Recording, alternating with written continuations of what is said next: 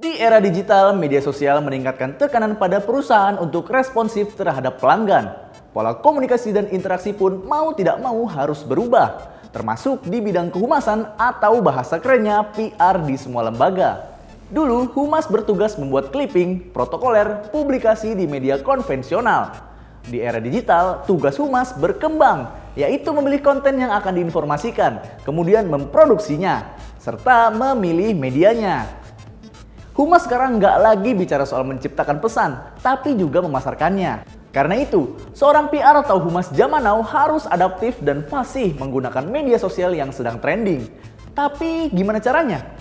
Nah, di kelas Tempo Institute ini kita akan belajar sama-sama soal cara menulis siaran pers yang efektif di era digital.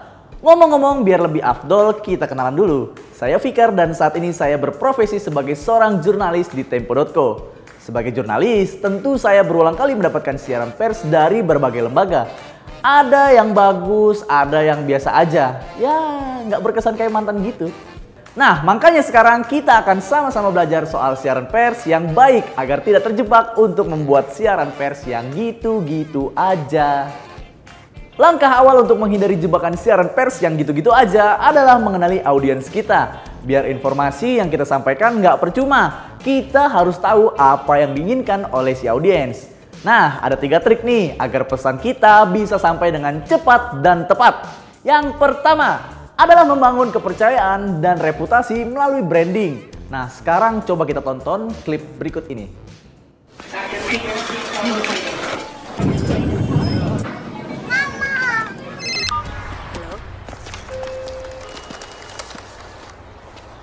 Tolong coklat Cadbury-nya 1. Hidup sekarang lagi susah loh.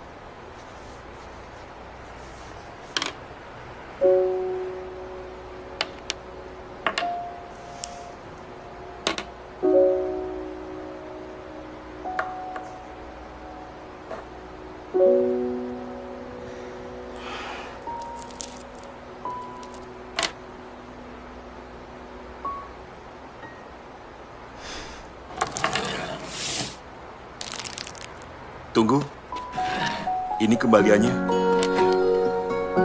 Selamat ulang tahun, Mama. Terima kasih. Ada kebaikan dalam setiap orang.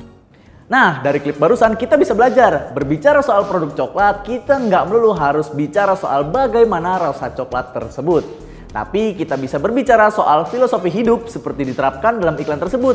Bahwa di setiap orang pasti ada kebaikan. Setelah itu, audiens bisa menilai sendiri bahwa coklat bisa memberikan arti hidup yang luas, tak sekedar kelezatan. Branding merupakan hal yang penting dalam pemasaran.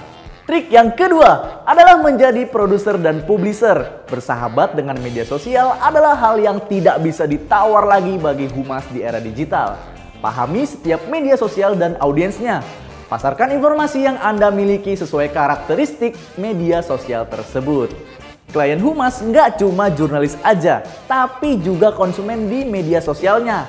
Karena itu, kini humas juga harus bisa membuat konten menarik sesuai kepentingan klien. Ada yang suka narasi, gambar, atau tayangan storytelling. Semua tergantung pada karakteristik klien.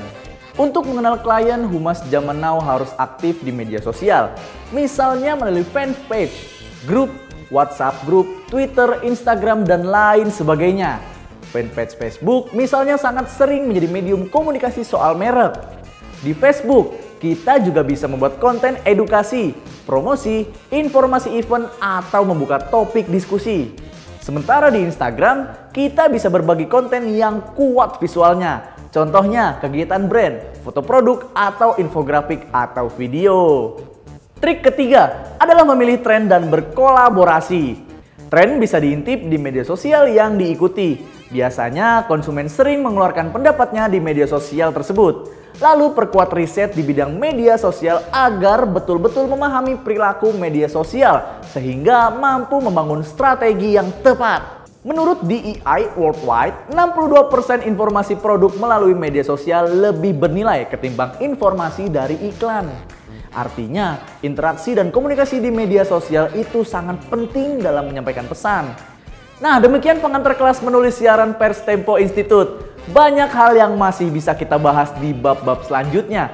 Jika Anda ingin belajar lebih dalam terkait cara menulis siaran pers, Anda bisa mengunjungi laman tempoinstitute.com.